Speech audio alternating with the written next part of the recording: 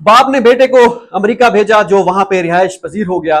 کچھ عرصے بعد باپ نے بیٹے کو خط لکھا اور پوچھا کہ بیٹا امریکہ کیسا لگا؟ تو بیٹے نے خط کا جواب کچھ اس طرح لکھا: عرض ہے کہ یہاں زمین ہموار نہیں، موسم کا اعتبار نہیں، لڑکی وفادار نہیں، مذہب سے سروکار نہیں، خلوص سے ہم کنار نہیں، بدلنے کو تیار نہیں، وقت مددگار نہیں، حالات سازگار نہیں، خدا کا شکر گزار نہیں، عرض یہ کہ امریکہ کوئی شاہکار نہیں۔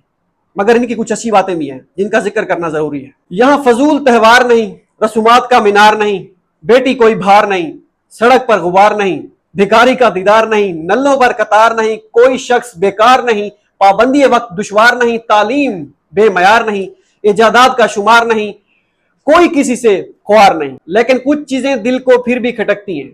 فضا مزیدار نہیں، کھانے میں اچار نہیں، گھی کا بگار نہیں، چوڑیوں کی چھنکار نہیں، اردو کا اخبار نہیں اور قائد کا مزار نہیں۔